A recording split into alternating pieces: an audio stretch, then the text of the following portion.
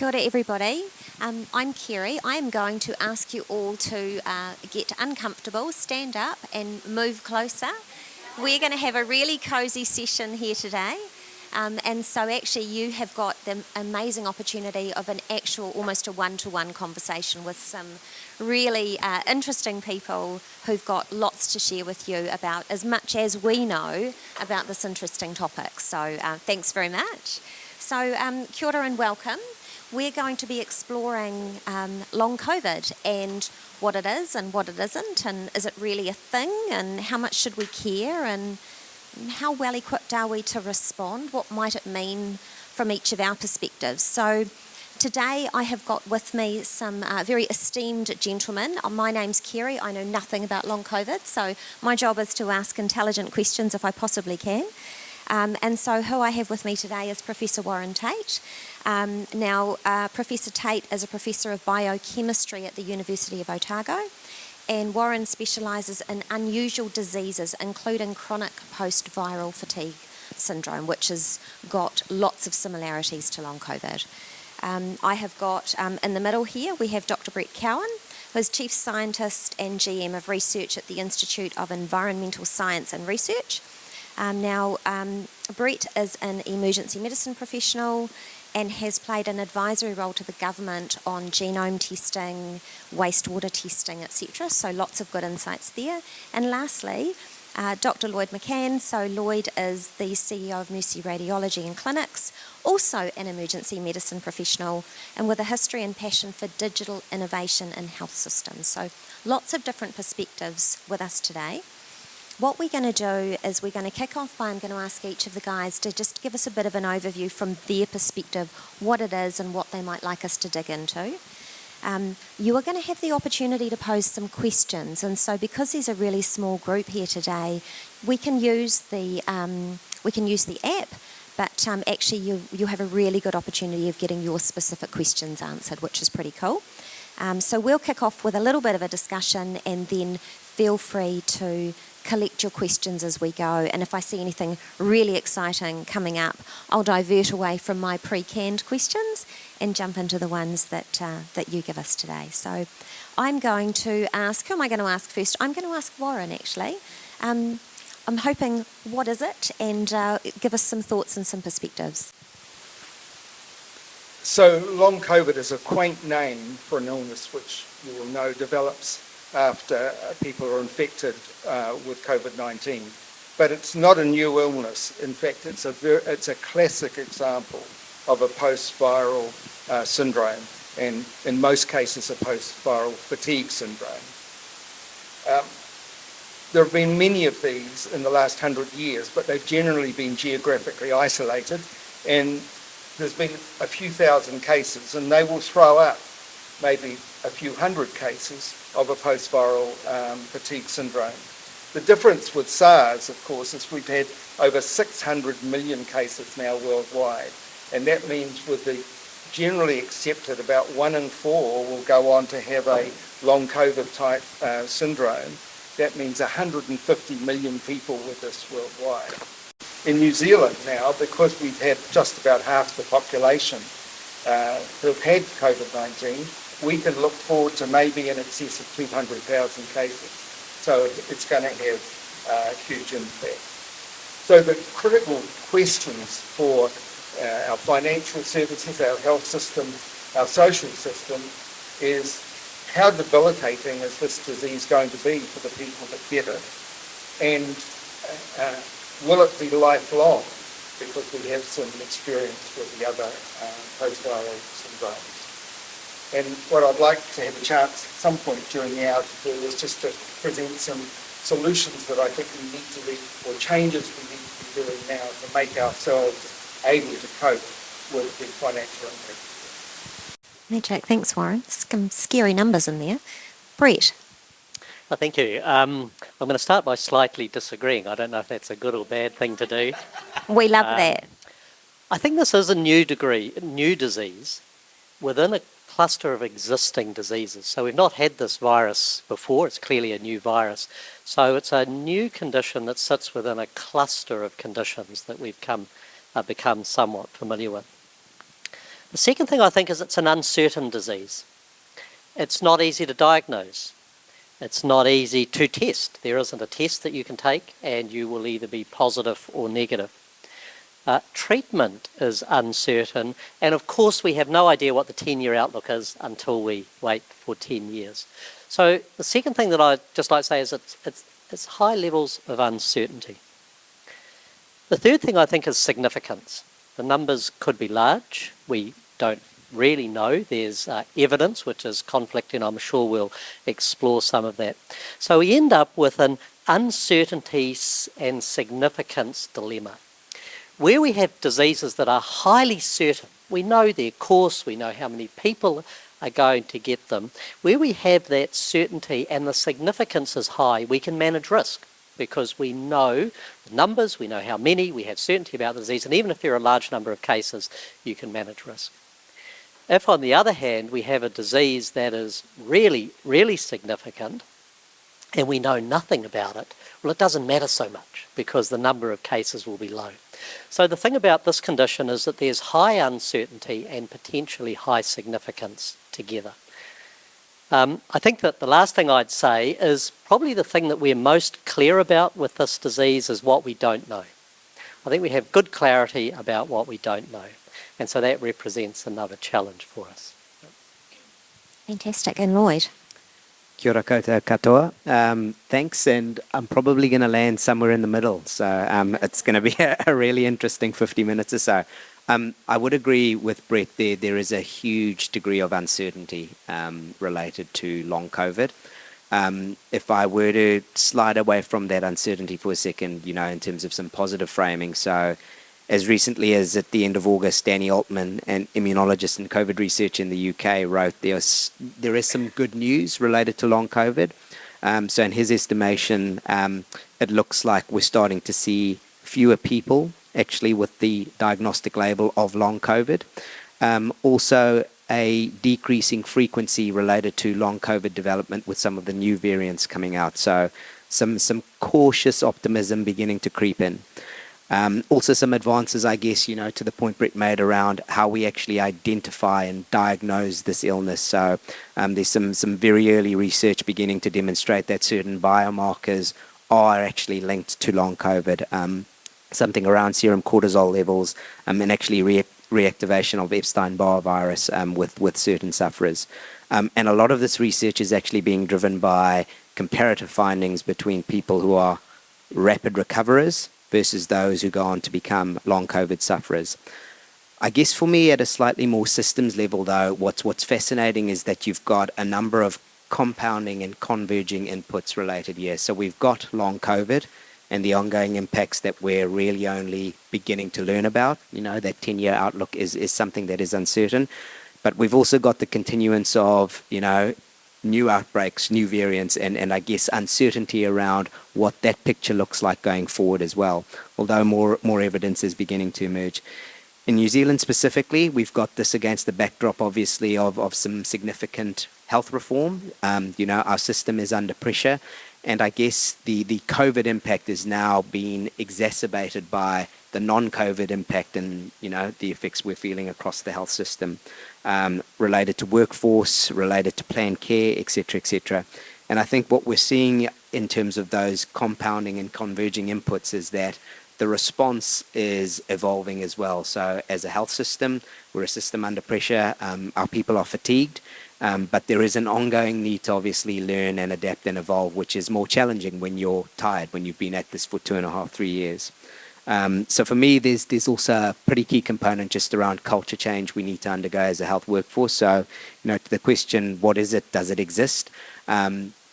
You'll see a lot of response from the medical workforce when it comes to this around, well, actually, to some degree, people just need to harden up. This is real. The evidence is there that this is real. And I think that culture change really does need to begin to put the patient at the center of all of our response related to this. Yeah, I absolutely support the patient at the centre because it's the individual that is dealing with the effects of. So, Warren, I'm interested in how debilitating is it? How is there a continuum from light to heavy? Is long a month 5 years? What's the range? Okay, so when someone gets a viral illness, what normally happens is that most of us will recover within a couple of weeks, but there's a sort of a gradation of people who might still have the illness for 4 weeks or 6 weeks or so, and so there's a limit put on when a diagnosis is made. Now, for long COVID, it's been given 3 months by the World Health Organization. With myalgic encephalomyelitis, chronic fatigue syndrome, which is the umbrella term for all of the other post-viral fatigue syndromes, it's 6 months. So if you still have symptoms after 6 months, you get a diagnosis of the disease. For those that still have the symptoms after 6 months, it's highly debilitating when we look back at the ME/CFS illnesses. Generally, people are housebound, some of them are bedbound, and they go into what's known as an acute phase, but that acute phase can last for several years. About a quarter of the people that come down with this stay in that phase lifelong, sadly.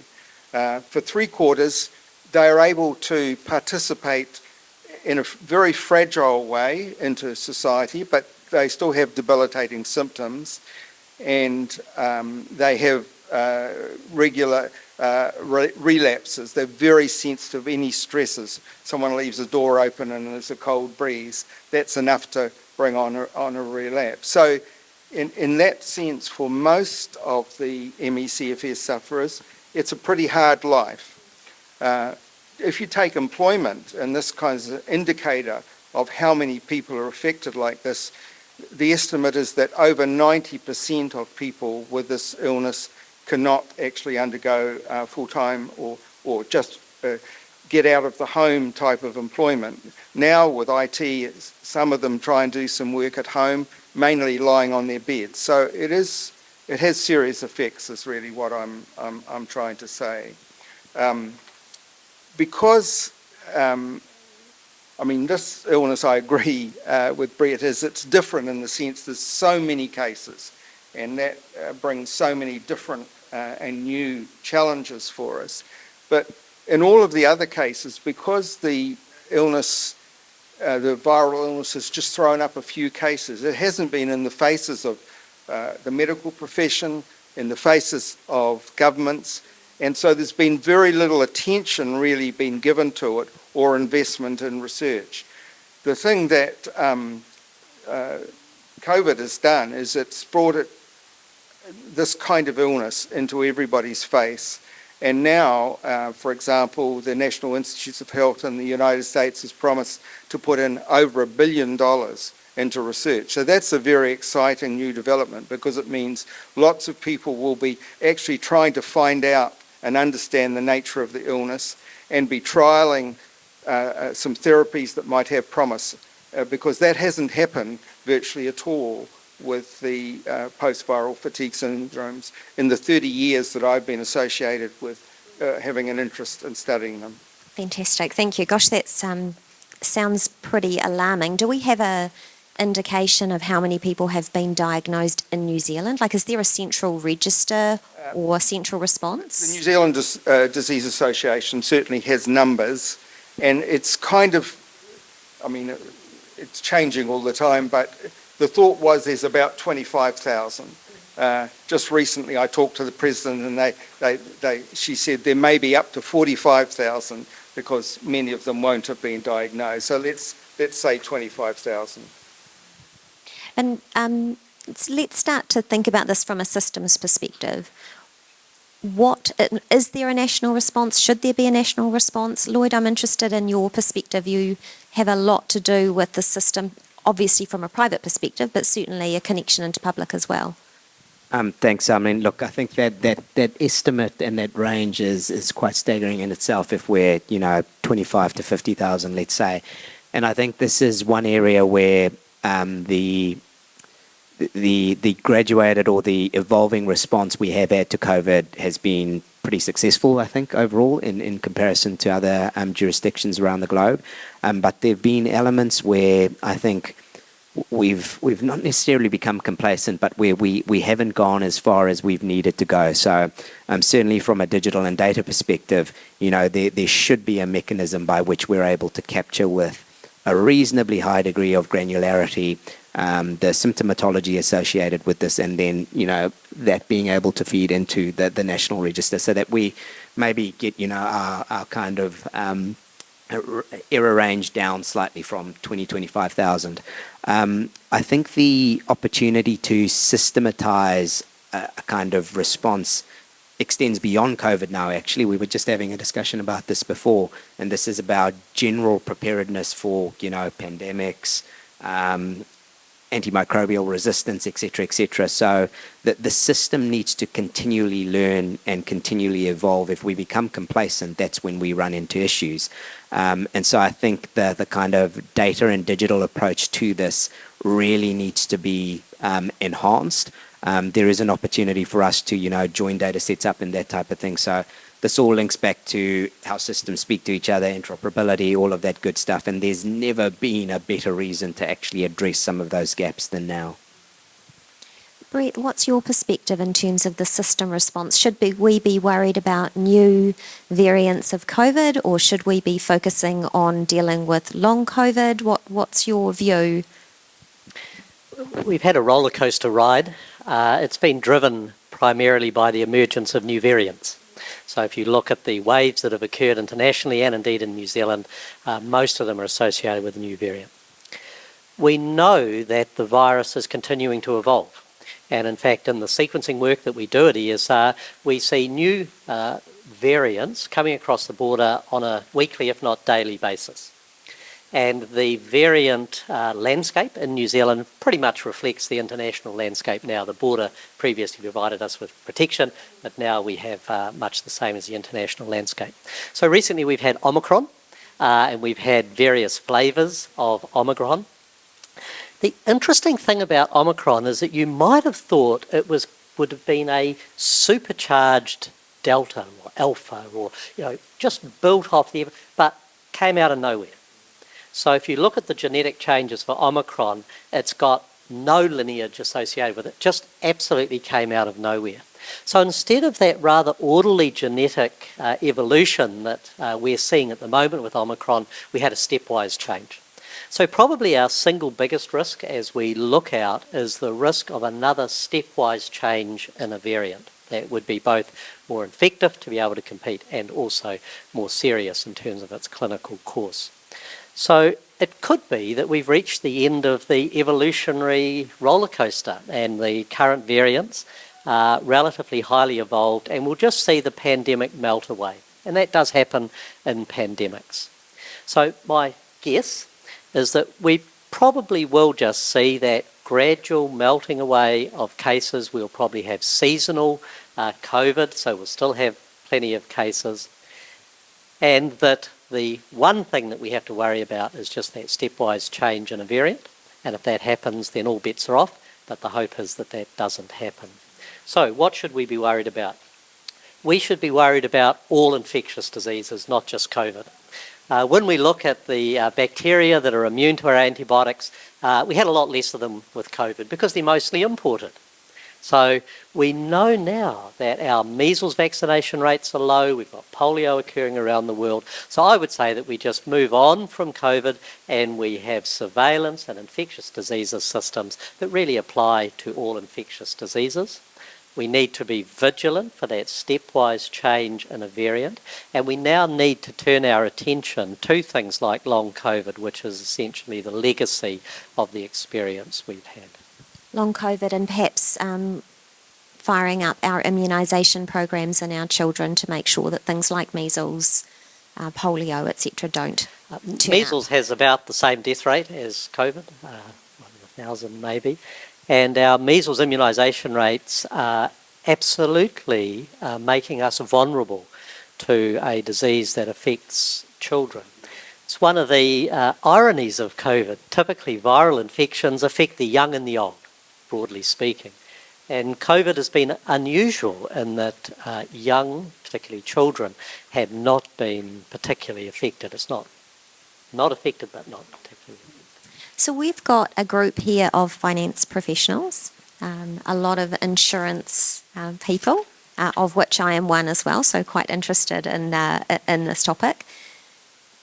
We've talked a little bit about the health system and how it should be responding. What about, aside from businesses dealing with workforce challenges of absenteeism, etc., what should insurers be thinking about? Health insurers, life insurers, insurance companies that deal with income protection, so people that may be one of those impacted with long COVID and unable to work. So who wants to kick me off with that conversation?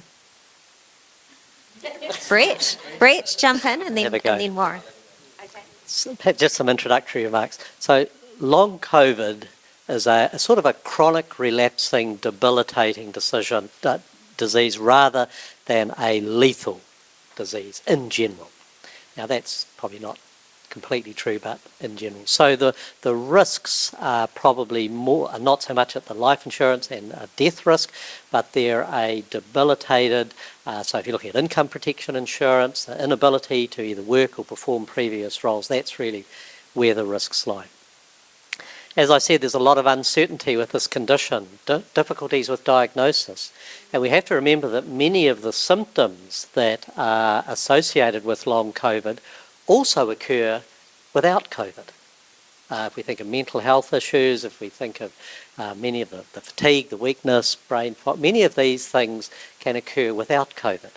So you have this rather complex situation that some people will develop a syndrome of symptoms as a result of COVID, but others may develop those symptoms independent of COVID. They may or may not have had COVID, but they may actually just, we're going to get those things anyway. So I think there's a complexity around the diagnosis, the linking causally to the virus, that the lack of a test, and so I think that really research needs to be done. I mean, that's probably the bottom line, that as a better understanding emerges, that will underpin more data for the decisions that will inform what you need to do. See if I had anything else. Time will be helpful because we'll know what the 5-year outlook is in 5 years' time, so every day that goes by does help us. I think the thing that we have to be careful about is these have been controversial diseases in some areas, chronic fatigue syndrome, myalgic encephalomyelitis, and I think we have to tread a delicate line. I think COVID will help us understand these diseases just by virtue of the sheer scale. It's just huge numbers here. And we ought not to carry assumptions about, well, maybe these things don't exist or so. We need to be careful about those assumptions. This does seem to be a clear syndrome that's emerging worldwide. The uncertainty really is around some of those questions I've raised. I'm really interested, Warren and I had a wee conversation about a particular situation where, Warren, you had a patient who had been essentially dismissed or misdiagnosed, and you were called on to provide some additional advice. So do you want to talk us through that a little bit? So this is likely to occur in... Yeah, up to your chin. This was a patient who had came down with myalgic encephalomyelitis, chronic fatigue syndrome, MECFS, and was severely affected, was housebound, and had income replacement insurance, so applied for that to kick in, and was denied because the insurance company, their consultant was a psychiatrist who believed that MECFS wasn't a real illness, that it was a perception illness. And so this is a danger if we get a lot more people coming on with this who have got insurance, and this comes into the point about being a real disease. I've worked now 10 years intensively on the physiology and molecular biology of MECFS and found molecular signatures for the disease. So found, real things that are going wrong in the people. So we can say that it is a real disease. And I think people with long COVID, because there's so many patients have come before physicians all around the world, I think it's just been accepted with long COVID that it's a real disease. So that's a good thing. So, but the hope is that the insurance industry will not, find some, it's a bit like having someone who says that smoking doesn't cause lung cancer, and so you consult that person not to pay out on a, if there was something to do with cancer. We need to make sure that best evidence, mainstream thinking on this is taken as, the fundamental kind of information that decisions will be made. Can I maybe just pick up on some points both Brett and Warren made? And this, for me, it actually represents a real opportunity for insurers and kind of the financial services market more broadly. And that's, again, around shifting thinking and ways of behaving. So we're actually pretty good at managing crises, right? We had a crisis evolve and we responded as a country. What we're not so good at doing is the proactive stuff, the moving into prevention, early detection, and that type of thing. So I know, there are organizations out there that are kind of trying to shift from where the ambulance at the bottom of the cliff to walking alongside you around your wellness, etc. So if we can continue that evolution, I think, around encouraging people to actually engage in preventative behaviors, etc. So, we were just having a conversation about mask wearing. Traveled to Wellington the other day. Minority of people now wearing masks when actually, it's very little inconvenience. Wear a mask, you're protecting yourself. Boosters, ongoing requirement for vaccination. So if somehow we can have products that encourage people to engage in those types of behaviors, that might not necessarily prevent, as we know, infection and that type of thing, but your risk associated with them going on to develop long COVID, etc., is to some degree reduced if you are engaging in those behaviors. So I think there's a real opportunity actually for organizations to step forward in this light and encourage people to engage in some of those behaviors that actually stand themselves in better stead. How do we find out, so speaking as a health insurer, how do we find out what the right things to encourage are? Because there is often conflicting information in the media. Just because you see it in print doesn't necessarily make it true. How do we, and are we trying to do the job of the public health system? So where do we get the right source of truth from? That's a really tough question. I think, we come back to that point around there still being quite a bit of uncertainty around this. Again, though, I would say that New Zealand's response, in my view, so this is a personal view, is probably second to none in terms of being evidence-based.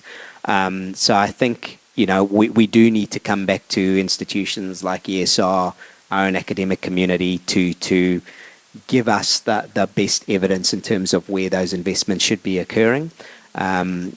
So, to some degree, it is a return to actually coming back and trusting experts and expertise for me.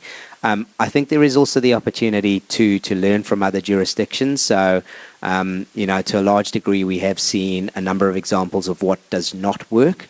And I think you're continuing to see some of those things.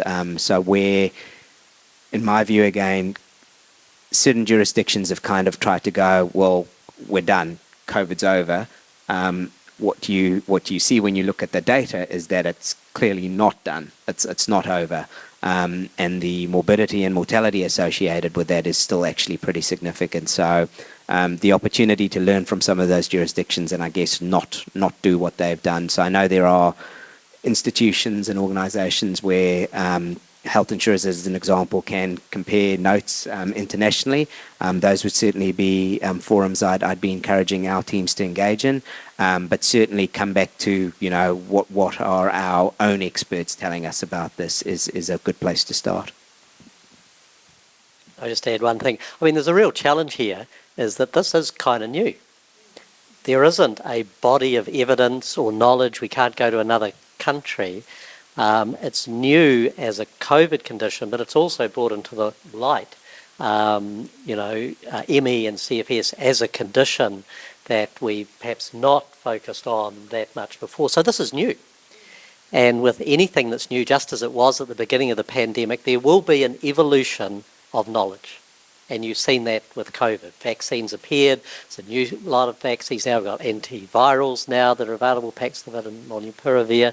So I think that that's a fundamental difference from the way that perhaps we normally think of health insurance and conditions. Usually there's at least a moderate degree of certainty about the incidence of a condition, how it's diagnosed, treatment and costs. This might be one of the first times when at scale there is not a lot of information, and we are now evolving our knowledge base, just like the virus evolves. So this is a different scenario for the health insurance industry. It's removing some of the certainty that you would rely on for risk assessment and doing the numbers.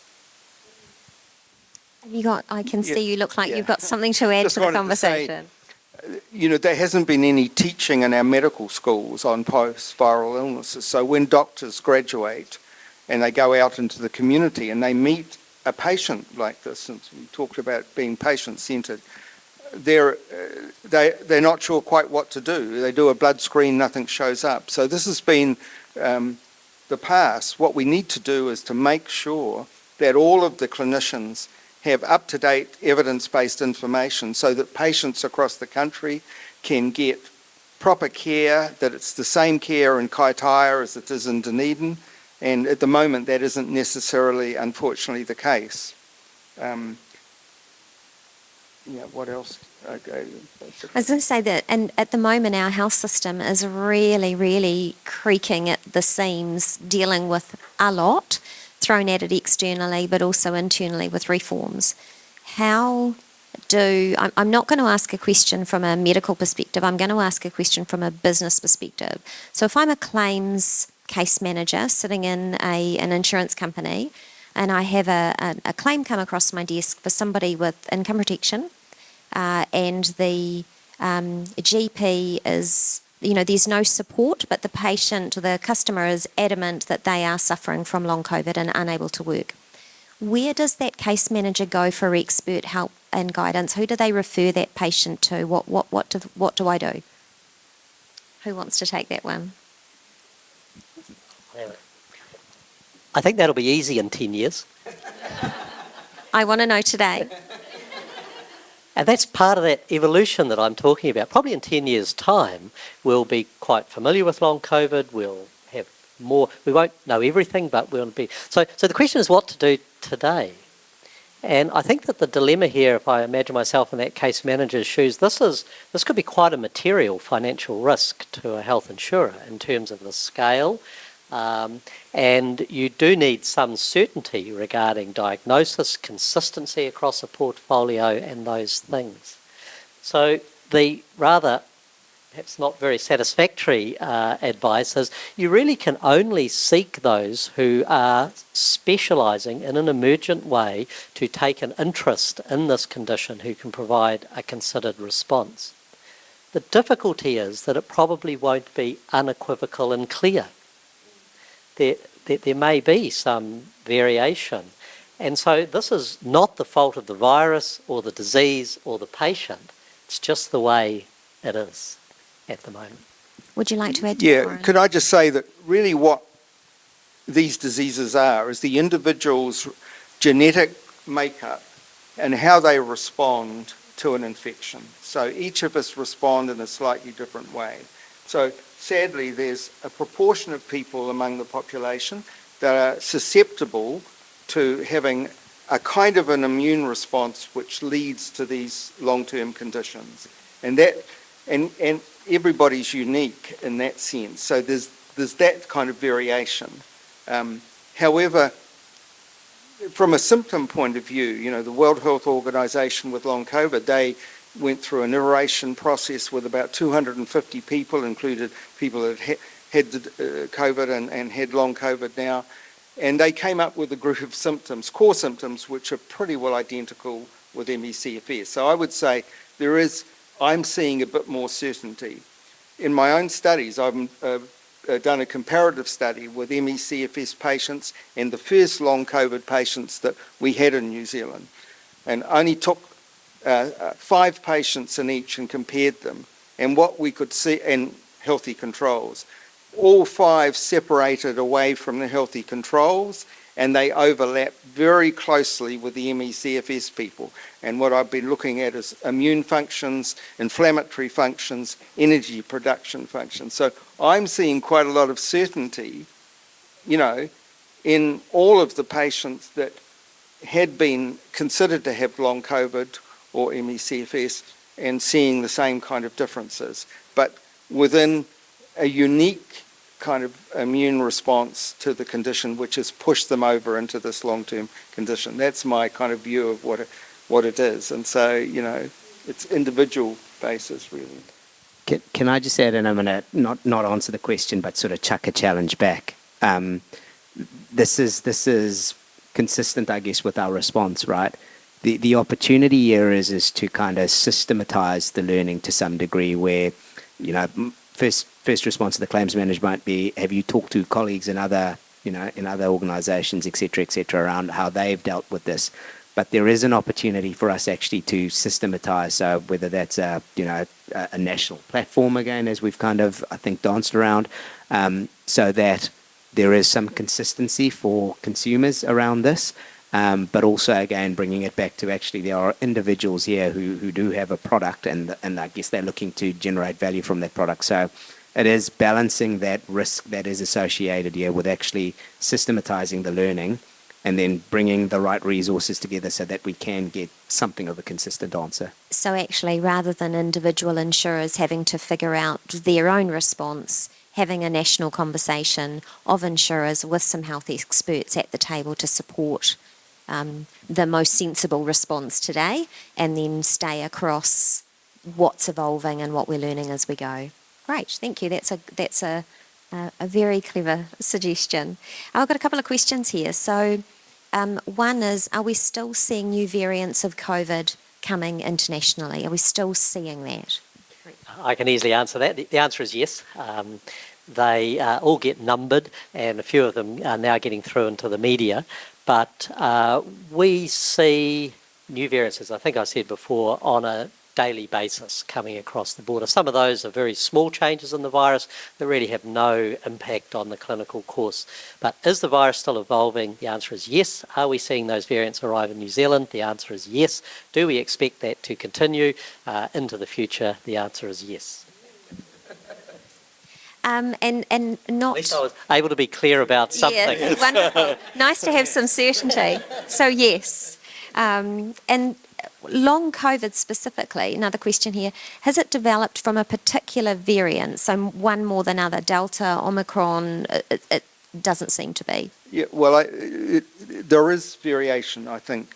Certainly the first variant seemed to produce quite a strong long COVID response. There's been a suggestion that Omicron hasn't produced such a high proportion of long COVID. And, the data's not perfect, but I think it's a lingering suggestion from a number of research publications. So my instinct at the moment is Omicron isn't producing as much, and so that's kind of some good news. I think one of the things we just have to always bear in mind is that most of the research, not surprisingly, is on the earlier variants, because you need some time after being infected to study. So we also just have to reflect that maybe the research on Omicron, which has been around for a while, but not so much in New Zealand, that there's always those timing things that you can get a bias. Can I just add one more thing? I mean, vaccination has been reported. There was an Israeli study which suggests that vaccination is a protection against getting long COVID, even if you get the disease.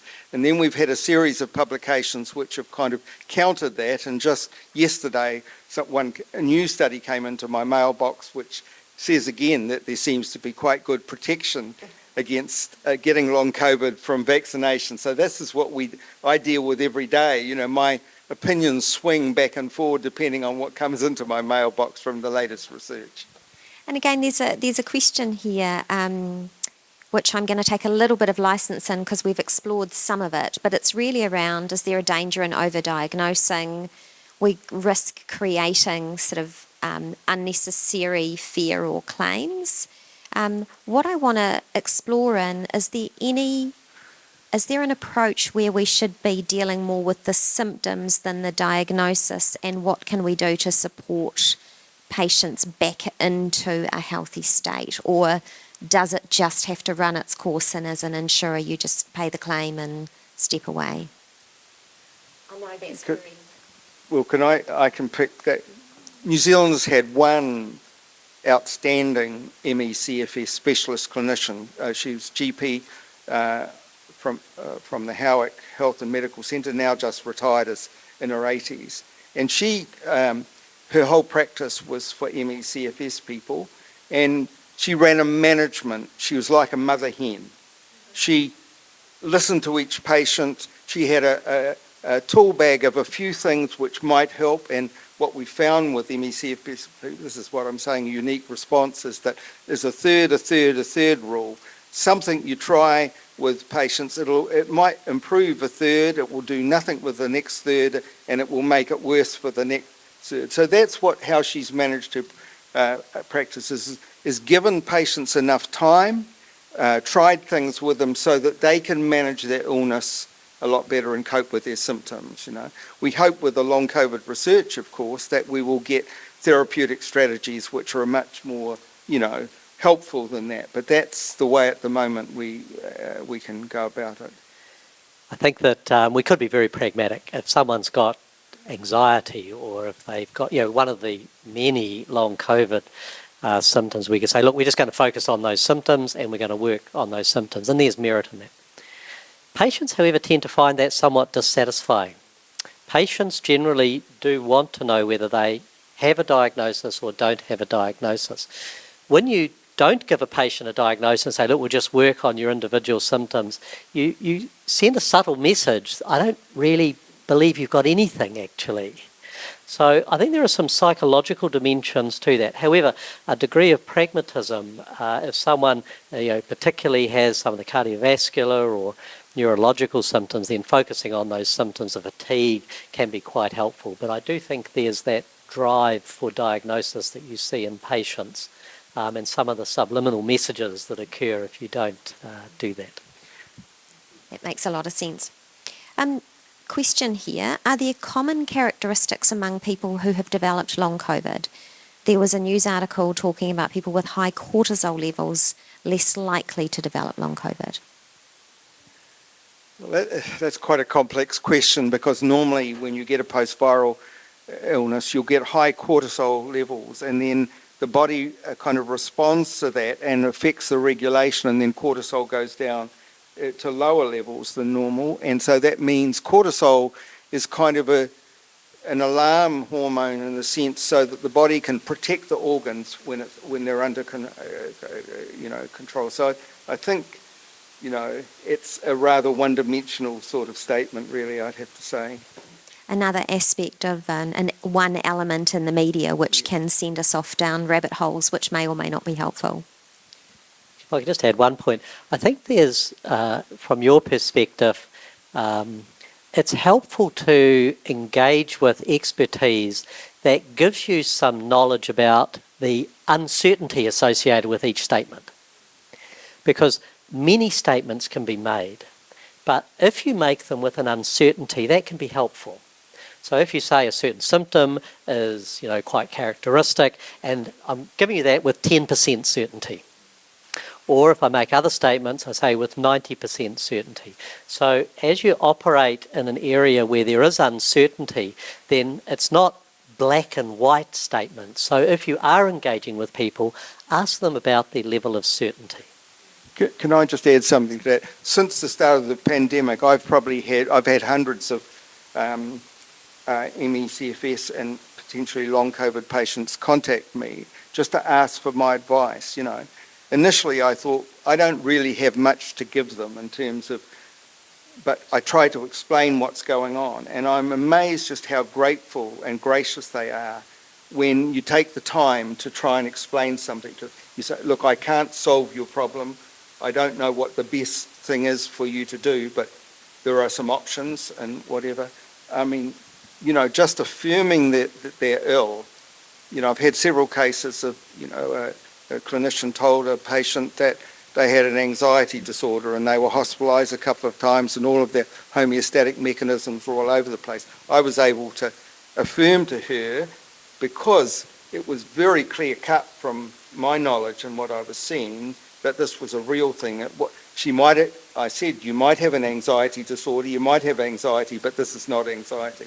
And I mean, it just changed her whole outlook on her illness. So, it's amazing. It's very humbling how little you can do to make people actually feel a lot better about their illness. And I guess that's kind of what you were saying as well, We've got a few minutes left, so what I am going to do is we've covered lots of ground. This is a big conversation. We could spend hours and hours delving into this. I'd like to, given we've got a few minutes left, to ask each of you to, deliver what's the message, what's the key points that you would like the audience to kind of hear and leave thinking about. So maybe, Lloyd, if you want to kick us off. Thank you. I guess I was actually keen to touch on something we haven't discussed yet, but is certainly a flavour of health reform, and certainly a focus, I know, again, for this industry as well, and that's not to lose sight of the equity lens in all of these discussions. So, again, we've seen throughout the COVID response, there are certain subgroups within our population that are more vulnerable, unfortunately, the thing about inequity is it is actually pretty consistent. And certainly from a COVID perspective, we know that those vulnerable populations are consistent with where their outcomes are from other disease states and that sort of thing. So I'm really keen to ensure that, I guess, we as a system and then more broadly as a part of our societal response are focusing on our Māori, Pacifica, disabled and other vulnerable populations, so that, I guess, that inequity divide isn't exacerbated due to long COVID and, ongoing waves, etc., etc. So that's just another thought I'd like to put out there. Thanks. My take-home message is think differently. The traditional methodologies that you might have used in health insurance or life insurance, income protection insurance, may not work. We've been through a pandemic where we had to do a whole lot of things differently, mask wearing, public health measures, so it shouldn't come as a surprise that this might be something you have to think about differently. So my kind of take-home message is don't assume that the standard ways that you have approached other medical conditions will work, at least in the short term, for this condition. I just hope that we can move to having a health practitioner workforce that has the same information and can actually sensitively deal with patients that are suffering from these things in the same sort of way. So patients aren't going from one doctor to another as they are doing now, trying to find someone who they feel understands them and in some cases even is prepared to mention the name of the illness that they're saying that they think they might have. So some consistency, a national platform really of medical care which is the same for, and that's equity as well, of course, in terms of Maori Pacifica, but also just wherever you live in the country. Fantastic. Thank you, gentlemen. I think we've covered a lot. We've dug into what long COVID is, the fact that it is very real, some pretty alarming numbers in terms of the potential scope, size of the number of people that could be impacted by this in New Zealand. That will impact our health system. It will impact our employment response. We've all had people that have been on leave and been juggling workloads, etc. We also have to deal with the claims response. We have to think about underwriting, what premiums we should be charging for this type of risk. And it is constantly evolving and moving. Really good point, Brett, in that we won't have 5, 10, 15, 20 years bodies of evidence that we can go and consult underwriting tables, morbidity scale, etc. We won't have access to that, so we will have to think differently. We'll have to engage more as an industry and actually engage even closer with our health colleagues to give us the advice and help us to have a really rich conversation about how should we be best responding. thinking very much about our first and foremost responsibility is to our customers that pay premiums to have a level of cover and a level of assurance that we will be there with them if something does go wrong and they need us the most. So really interesting conversation. I've learnt a lot. I'm sure I'll be quizzed about what it is and what it isn't and what we should be doing about it when I get back to the office. So thank you for enlightening me and for taking some time to share with us today.